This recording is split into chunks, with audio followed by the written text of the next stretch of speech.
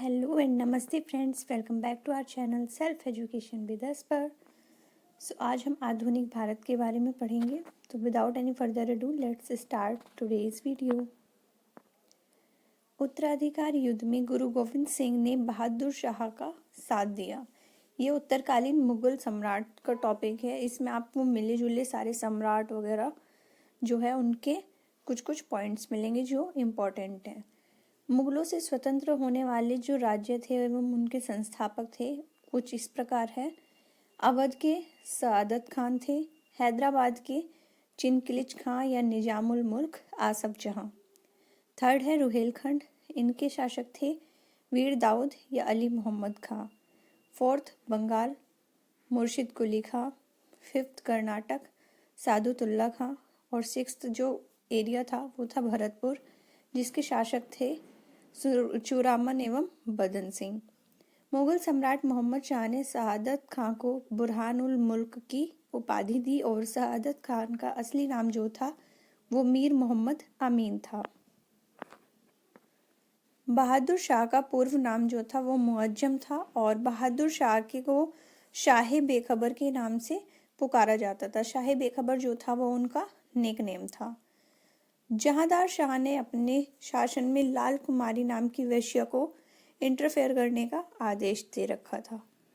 मुगल कालीन इतिहास में सैयद बंधु हुसैन अली खां एवं अब्दुल्ला खां को शासक निर्माता के रूप में जाना जाता है।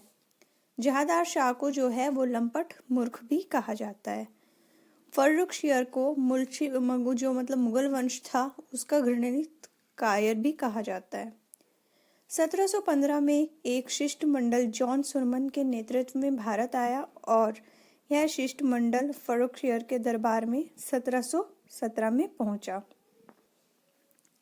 फर्रुखशियर जानलेवा घाव से पीड़ित थे और इस शिष्टमंडल में हैमिल्टन नामक डॉक्टर थे जिन्होंने इनका इलाज किया था। इससे खुश होकर इसने अंग्रेजों को भारत में कहीं भी व्यापार करने की अनुमति दे दी थी, परमिशन दे दी थी और अंग्रेजी सिक्के को मान्यता प्रदान किया।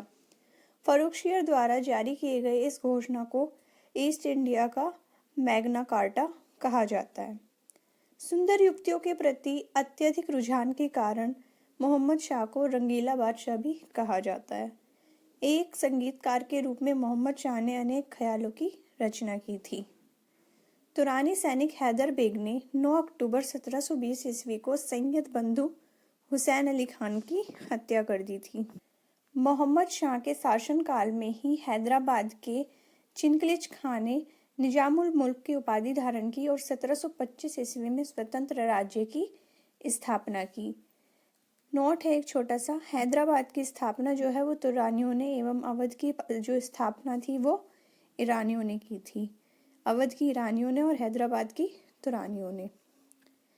ईरान के जो सम्राट थे नादिर शाह, उन्होंने 1739 ईस्वी में दिल्ली पर हमला किया और उस समय दिल्ली का जो शासक था वह था मोहम्मद शाह। नादिर शाह को ईरान का नेपोलियन कहा जाता है। नादिर शाह जो थे लगभग 70 करोड़ रुपए की धनराशि और शाहजहां का बनवाया हुआ जो पिकॉक थ्रोन था और कोहिनूर लेकर फारस वापस चले गए थे। तख्ते ताउस यानी जो पिकॉक थ्रोन था वो उस पर बैठने वाला जो अंतिम मुगल शासक था वो कौन था? मोहम्मद शाह। शाह आलम सेकंड के शासनकाल में 1803 ईस्वी में अंग्रेजों ने दिल्ली पर कब्जा कर लिया था और पानीपत का जो तृतीय युद्ध हुआ, तीसरा, वो 1761 में मराठा एवं अहमद शाह अब्दाली की सेना के बीच हुआ था और इस युद्ध में क्या हुआ? मराठों की हार हो गई। अहमद शाह अब्दाली का जो वास्तविक नेम था वो था अहमद खां। इसने 8 बार आक्रमण किया था इंडिया पर। गुलाम कादिर खान ने 1806 में शाह आलम सेकंड की हत्या करवा दी। बहादुर शाह सेकंड का जो जफर था वो अंतिम मुगल सम्राट था। 1857 की क्रांति में भाग लेने के कारण अंग्रेजों द्वारा बहादुर शाह जफर को बंदी बना लिया गया और रंगून भेज दिया। लाल किला स्थित हीरा महल बहादुर शाह जफर ने बनवाया था और मशहूर शायर जो मिर्जा गालिब थे वो बहादुर शाह जफर के समय से ही दिल्ली में रहते थे। हयात बख्श बाग जो है वो लाल किला दिल्ली में स्थित है। Now move on next topic, Bharat में यूरोपीय व्यापारिक कंपनियों का आगमन। जब इंडिया में ईस्ट इंडिया कंपनी और यूरोपीय कंपनी जो थी वो अपने व्यापार को लेके आई थी, उनका कब आगमन हुआ था? 17 मई 1458 ईस्वी को वास्को डी गामा ने भारत के पश्चिमी तट पर स्थित कालीकट बंदरगाह पहुंचकर भारत एवं यूरोप के बीच नए समुद्री मार्ग की खोज की। इस यात्रा में वास्को डी गामा को गुजराती पथ प्रदर्शक अब्दुल मनीद ने सहयोग किया। 1505 में जो था फ्रांसिस्को द अल्मेडा भारत में प्रथम पुर्तगाली वायसराय बनकर आए थे। 1509 में अल्फांसो द अल्बुकर्क थे भारत में पुर्तगालियों का वायसराय बना और 1510 में बीजापुर के यूसुफ आदिल जो शाह थे उन्होंने गोवा को जीत लिया। पुर्तगालियों ने अपनी पहली व्यापारिक कोठी जो थी वो कोचीन में खोली। दक्षिणी पूर्वी तट पर पुर्तगालियों ने की जो थी एकमात्र बस्ती संथोमे थी। पुर्तगालियों के बाद भारत में डच आए। पहला डच यात्री कौन था? कार्लिनियन हाउटमेंट, जो कि 1596 में भारत के पूर्व सुमात्रा में पहुंचे। डचों ने भारत पर अपनी प्रथम व्यापारिक कोठी 1605 ईस्वी में मछलीपट्टनम में स्थापित की और डचों की दूसरी व्यापारिक कोठी जो थी वो पुलिकट में स्थापित हुई, जहां उन्होंने अपने स्वर्ण सिक्के यानी पैगोडा को ढाला और पुलिकट को ही समस्त गतिविधियों का केंद्र बनाया। डचों ने भारत को प्रथम बार में औद्योगिक वेतनभोगी रखे थे।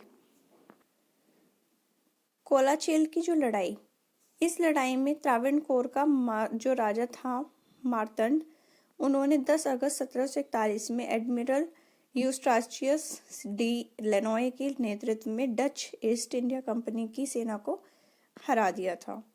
डचों का भारत में अंतिम रूप से जो पतन हुआ वो 1760 को अंग्रेजों एवं डचों के मध्य जो हुए युद्ध था उसमें हुआ था।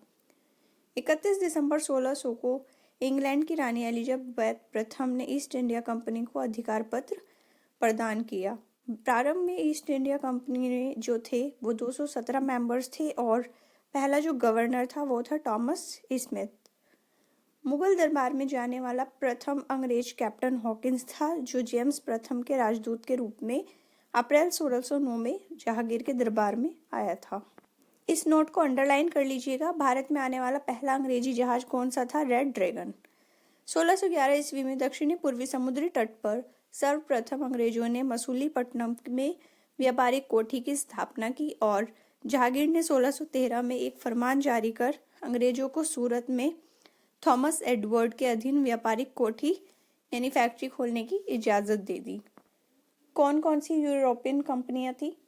पुर्तगाली ईस्ट इंडिया कंपनी जो 1498 में स्थापित हुई, अंग्रेजी ईस्ट इंडिया कंपनी जो 1600 में हुई, डच ईस्ट इंडिया कंपनी जो 1602 में स्थापित हुई, डैनिश ईस्ट इंडिया कंपनी 1616 में, फ्रांसीसी ईस्ट इंडिया कंपनी 1664 में, स्वीडिश जो ईस्ट इंडिया कंपनी थी वो हुई थी 1731 में। यूरोपियन कंपनी की जो फर्स्ट फैक्ट्री लगी थी वो कहाँ और कौन से सन में लगी थी? पुर्तगालियों की पहली जो फैक्ट्री खुली थी वो 1503 में कोचीन में थी। सेकंड डच वो मसूलीपट्टनम 1605 में, फिर अंग्रेजों की थी मसूलीपट्टनम 1611, फिर डैनिश त्रावणकोर 1620 में और फ्रांसीसी जो थी वो थी सूरत 1668 में। यहाँ पर एक छोटा सा नोट दिया हुआ है। पूर्वी तट पर अंग्रेजों ने अपना प्रथम व्यापारिक कोठी जो थी मसूलीपट्टनम में 1611 में खोली थी और जबकि पश्चिमी तट पर सूरत में 1613 में। पहली बार सूरत में 1608 में व्यापारिक कोठी स्थापित करने का प्रयास किया गया था। 1615 में सम्राट जेम्स फर्स्ट ने सर थॉमस रो को अपना राजदूत बनाया और वहाँ पे मुगल सम्राट जहांगीर के दरबार में भेजा था। वह फरवरी 1619 में भारत में रहा था और उसने जहांगीर एवं खुर्रम जो शाहजहाँ थे उनसे अंग्रेजों के लिए कुछ व्यापारिक छूट प्राप्त करने में सफल हुआ। 1632 में गोलकुंडा के सुल्तान ने अंग्रेजों को एक सुनहला फरमान यानी गोल्डन फरमान दिया, जिसके अनुसार अंग्रेज सुल्तान ने 500 पैगोडा वार्षिक देकर गोलकुंडा राज्य में बंदरगाह पर स्वतंत्रता पूर्वक व्यापार किया। 1639 में अंग्रेज फ्रांसिस डे ने चंद्रगिरी के राजा से जो थे मद्रास पट्टे पर लिया था और वहीं एक किलाबंद कोठी का निर्माण कराया। इस कोठी का नाम फोर्ट सेंट जॉर्ज पड़ा और यही फोर्ट सेंट जॉर्ज जो है वो कालांतर में कोरोमंडल तट पर अंग्रेजी का मुख्यालय बना। 1661 में पुर्तगाली राजकुमारी कैथरीन ऑफ ब्रेगेंजा जो थी एवं ब्रिटेन के राजकुमार चार्ल्स द्वितीय का विवाह हुआ और इस अवसर पर दहेज के रूप में पुर्तगालियों ने चार्ल्स सेकंड को बम्बई गिफ्ट कर दिया था। 1668 ईस्वी में चार्ल्स सेकंड ने बम्बई को 10 पाउंड के वार्षिक किराए पर ईस्ट इंडिया को दे दिया था व्यापार करने के लिए, और 1687 में अंग्रेजों ने पश्चिमी तट का जो मुख्यालय था सूरत से हटाकर बम्बई को बना दिया। गेराल्ड ओंगियर जो थे वो 1669 से 1677 तक सूरत का प्रेसिडेंट एवं बम्बई का गवर्नर, जिसने बम्बई शहर की स्थापना की। बंगाल के शासक शाह शुजा ने सर्वप्रथम 1651 ईस्वी को अंग्रेजों को व्यापारिक छूट की अनुमति दी और इस अनुमति को निशान कहते हैं। 1698 में अंग्रेजी ईस्ट इंडिया कंपनी के 3 गांव सुल्तानुती, कालीकट और गोविंदपुरी, इनकी जमींदारी 1200 रुपये भुगतान कर प्राप्त की और यहाँ पर फोर्ट विलियम का निर्माण कराया। चार्ल्स आयतर फोर्ट विलियम के प्रथम प्रेसिडेंट हुए और कालांतर में यही कलकत्ता नगर कहलाया, जिसकी नींव किसने रखी थी? जॉर्ज चार्नोक ने। भारत में फ्रांसीसियों की जो प्रथम कोठी थी वो फ्रैंको कैरो के द्वारा सूरत में 1668 में स्थापित की गई थी। 1674 ईस्वी में फ्रांसीसी कंपनी के जो निदेशक थे, डायरेक्टर थे फ्रैंकोइस मार्टिन, उन्होंने वालीकोंडापुर के सूबेदार शाह जो थे लोधी से पुडुचेरी नामक एक गांव को प्राप्त किया और जो कालांतर में पांडिचेरी नाम से जाना गया।